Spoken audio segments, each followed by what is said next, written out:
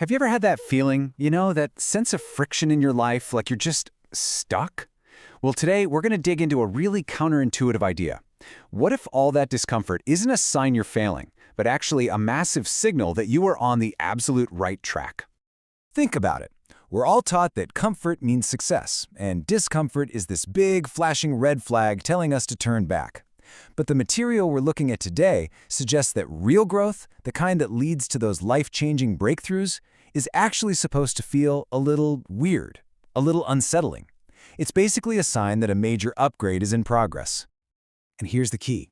This feeling, it's not a punishment, it's preparation. It's life's way of teaching your internal system how to adjust, how to pivot, and how to self-correct so you can get on a much better path for your future. So, here's how we're going to break this all down.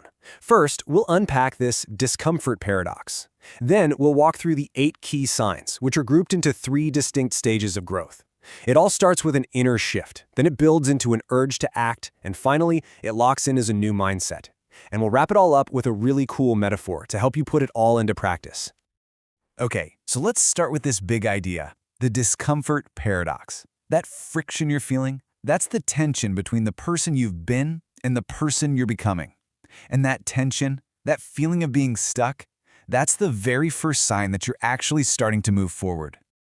So our source material points to 8 specific, kind of uncomfortable but incredibly positive signals that this whole process has kicked off. You can think of them as the growing pains of leveling up your life. So let's dive into the first stage of this transformation. Stage 1 is all about what's happening inside your own head. See, before your circumstances change, your perspective does. This is where the real foundation for your future gets built, and it all starts with a few huge shifts in how you see yourself and the world around you. So the process really kicks off with 2 foundational changes. First, you just start losing patience with your own excuses. That old story you've been telling yourself for years about why you can't do something, suddenly it just sounds, well, hollow. Then, flowing right from that, your mental horizon just expands. Even if you're just living week to week, you suddenly find yourself planning 5, maybe 10 years down the road. And this new perspective naturally leads to the next sign. You start to feel this gap. On one side, there's the person you've always been, with all your old patterns. And on the other, you can almost feel this new version of yourself, kind of pulling you forward.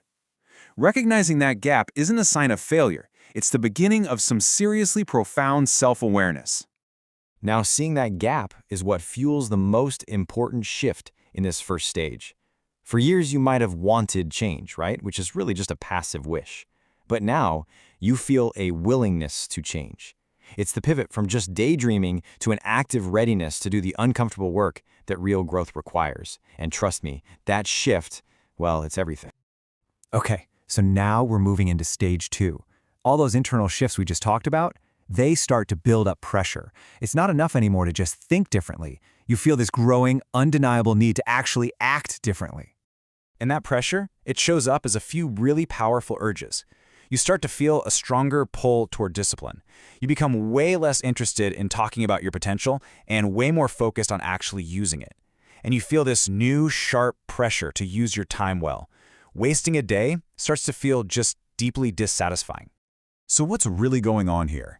Your vision for your life is now growing faster than your current circumstances. And that's exactly where that pressure and impatience is coming from. Your mind is already living in the future, and it's pushing your present-day actions to catch up. And that is an incredibly good sign.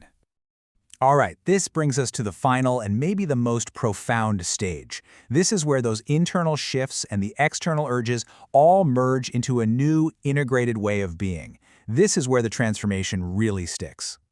So, the ultimate sign you're on the right track is this fascinating paradox. You start experiencing this strange mix of humility and certainty. On the one hand, you know you have a lot to learn. That's the humility. But on the other, you have this quiet, deep-down conviction that you are on the right path, and that's the certainty. And let's be really clear, this is not arrogance. You don't feel superior to anyone else. It's just a quiet, internal knowing that you're capable of so much more than what you've settled for in the past. This deep confidence is what's going to fuel you forward.